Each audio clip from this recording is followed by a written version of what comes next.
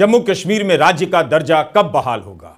Supreme court के chief justice D Y Chandrachud ने केंद्र सरकार से सीधे पूछ दिया कि साफ साफ बताइए, जम्मू कश्मीर में राज्य का दर्जा कब बहाल होगा, क्योंकि लोकतंत्र की स्थापना बहुत जरूरी है।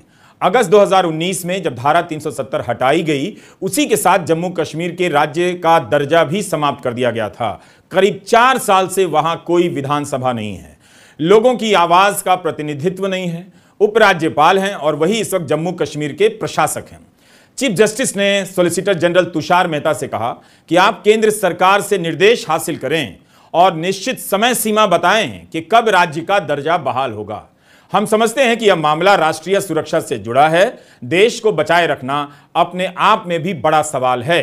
कोर्ट ने कहा कि हम आपको मुश्किल में नहीं डालना चाहते, लेकिन आप और अटॉर्नी जनरल उच्च स्तर से, हाई लेवल से निर्देश हासिल कीजिए और बताइए कि राज्य का दर्जा बहाल करने को लेकर कोई समय सीमा है। इस समय धारा 370 को लेकर सुप्रीम कोर्ट में सुनवाई चल रही है। सॉलिसिटर जनरल तुषार मेहता ने कोर्ट को यही बताया है कि हमने केंद्र सरकार से निर्देश ले लिया है। जम्मू कश्मीर का केंद्र शासित प्रदेश होना स्थायी रूप से नहीं है, स्थिति सामान्य होने के बाद बहाल होगी, लेकिन इसकी व्याख्या कौन करेगा कि स्थिति सामान्य है या नहीं। और केंद्र सरकार तो यही बात 4 साल से कह रही है कि स्थिति सामान्य होते ही राज्य का दर्जा बहाल कर दिया जाएगा। केंद्र शासित प्रदेश का दर्जा स्थायी नहीं है। सवाल है, क्या केंद्र सरकार इस बार ठोस रूप से बताएगी कि राज्य का दर्जा कब बहाल होगा?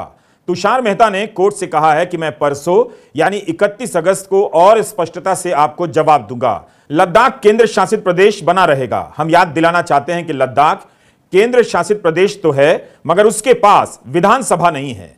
यह भी याद रखना चाहिए कि 4 साल तक सुप्रीम कोर्ट ने ही इस मसले को नहीं सुना, लेकिन जिस रफ्तार से इस मामले की सुनवाई हो रही है, क्या उम्मीद की जा सकती है कि कुछ अलग होने वाला है?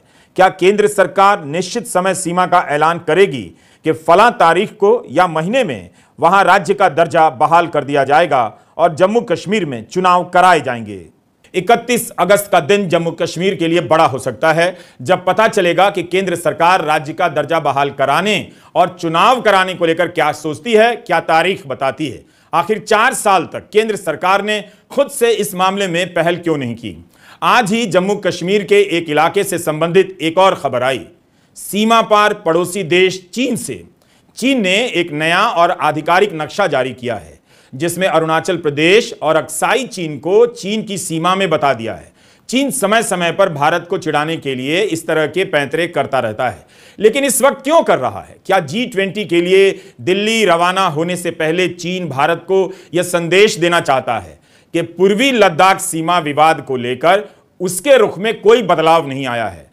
ट्विटर पर लोग अब सरकार से पूछ रहे हैं कि इस खबर को आए कई घंटे बीत चुके, विदेश मंत्री कहां हैं? वे लाल आंखें क्यों नहीं दिखा रहे हैं? उन्होंने चीन को लेकर चेतावनी अभी तक जारी क्यों नहीं की है? चीन पर लगातार रिपोर्ट करने वाले अनंत कृष्णन ने द हिंदू अखबार में लिखा है कि इसी अप्रैल में चीन ने घोषणा की थी कि वह अरुणाचल प्रदेश में 11 जगहों का नाम अपने हिसाब से रख देगा।